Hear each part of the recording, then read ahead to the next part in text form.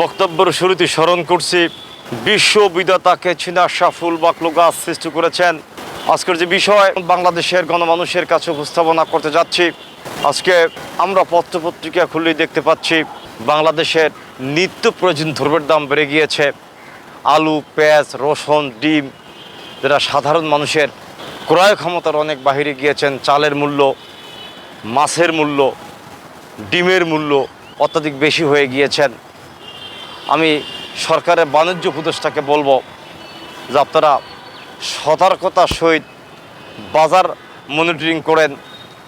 এই বাংলাদেশের সাধারণ মানুষের নিত্য প্রয়োজন দ্রব্যের জন্য আজকে হাহাকার করে উঠছেন। এই নিত্য প্রয়োজন দ্রব্যের কারণে বাংলাদেশের মানুষ যেভাবে পূর্ব সরকারের সমালোচনা করেছেন, আজকে আপনাদের সমালোচনা বাংলাদেশে শুরু হয়ে যাচ্ছেন। যে আপনারা আন্তর্জাতিক পর্যায়ে বিশ্বের যে দেশে গিয়েই যা কিছুই করেন না কেন, কিন্তু বাংলাদেশের গণমানুষের স্বার্থে নিত্য প্রয়োজন দ্রব্যের দাম চ্যালেঞ্জ করে আপনাদের কমানোর জন্য আপনাদেরকে উদ্যোক্তা আহ্বান করছি। যারা বাজারে নিত্য প্রয়োজন দ্রব্য সাপ্লাই দিচ্ছে, যে সমস্ত সিন্ডিকেটরা রয়েছেন, এই সিন্ডিকেটদের কারণে কিন্তু আজকে নিত্য প্রয়োজন দ্রব্যের দাম ব্যাপক আকারে বেড়ে গিয়েছেন।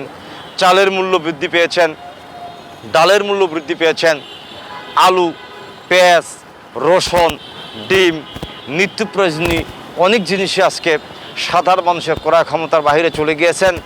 ইতিমধ্যে বাংলাদেশ সরকারের প্রধান 50 সদস্য বিশিষ্ট লোকজন নিয়ে জাতিসংঘের 79তম অধিবেশনে জয়েন করেছেন এবং সেখানে গিয়ে বাংলাদেশের অন্তর্বর্তীকালীন সরকারের প্রধান নোবেলপ্রাপ্ত ডক্টর ইউনূস সাহেব, আমেরিকার প্রেসিডেন্ট জো বাইডেন সহ সবচেয়ে বিশ্ববিখ্যাত ফেমাস এবং প্রেমিক প্রেসিডেন্ট বিল ক্লিন্টন সহ বাংলাদেশের অন্তর্বর্তীকালীন সরকার প্রধান ডক্টর ইউনূস সাহেব আপনি দেখাও করেছেন। তাদের সাথে আপনি কোলাকুলি করেছেন, জড়িয়ে ধরেছেন। সেখানে আপনি বাংলাদেশের পূর্বের সরকারের ব্যর্থতা এবং গণহত্যা এবং বিভিন্ন বিষয় নিয়ে আপনি বক্তব্য উপস্থাপন করেছেন। আপনার বক্তব্য বিশ্ব গণমাধ্যমে প্রচার হয়েছেন এবং আপনি বাংলাদেশের বিভিন্ন বিষয় নিয়ে সেখানে বক্তব্য উপস্থাপন করেছেন, জড়িয়ে ধরেছেন জো বাইডেনকে। এবং বিল ক্লিন্টনের সাথে আপনার পারিবারিক সম্পর্ক আছে, ওই আমেরিকাতে আপনার গ্রামীণ ব্যাংক আছে, বিভিন্ন ধরনের ব্যবসা আছেন, যে কারণে আপনি সামাজিক সম্পর্ক তাদের সাথে আপনার আছে। সে বিষয়ে আমরা বলতে চাচ্ছি যে আপনি তাদের কাছ থেকে সুযোগও গ্রহণ করতে পারেন, কিন্তু আপনি বিশ্ববিখ্যাত বরেণ্য নেতৃবৃন্দদের সাথে আপনি সাক্ষাৎ করেছেন এবং তাদের সাথে আপনার ভালো সম্পর্ক, তাদের মাধ্যমে আপনি বাংলাদেশে অনেক কিছু করতে পারেন। এই বিষয়টা বাংলাদেশের গণমানুষের কাছে আপনি যতবারই বুঝাইতে চান না কেন, কিন্তু আপনাকে একটি কথা স্পষ্ট বলে দিচ্ছি, এই বাংলাদেশের গণমানুষরা তাদের নিত্য প্রয়োজন দ্রব্যের মূল্য যতক্ষণ তোমায় না কমবে এবং এই বাংলাদেশে হত্যা, গুম এবং শান্তি শৃঙ্খলা যতক্ষণ পর্যন্ত ফিরিয়ে না আনতে পারবেন, ততক্ষণ পর্যন্ত কিন্তু আপনার ওই বিশ্ববরেণ্য নেতাদের সাথে আপনি যতই দেখা করেন না কেন, ওই বিষয়গুলো দিয়ে বাংলাদেশের গণমানুষকে আপনি কাভারাইজ করতে পারবেন না।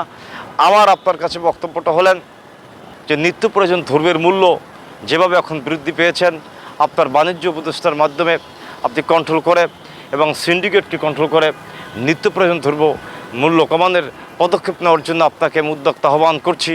এবং পরিশেষে বাংলাদেশের গণমানুষের স্বার্থে এবং নিত্য প্রয়োজন দ্রব্য যাতে বাংলাদেশের গণমানুষের ক্রয় ক্ষমতার মধ্যে থাকেন এবং বাংলাদেশের গণমানুষরা নিত্য প্রয়োজন দ্রব্য যাতে সহজেই ক্রয় করতে পারেন, সেই বিষয়ে পদক্ষেপ নেওয়ার জন্য আপনাকে উদ্যোক্তা আহ্বান করে আমি আমার সংক্ষিপ্ত বক্তব্য শেষ করছি। ধন্যবাদ আপনার সকলকে। সুস্থ থাকবেন, ভালো থাকবেন।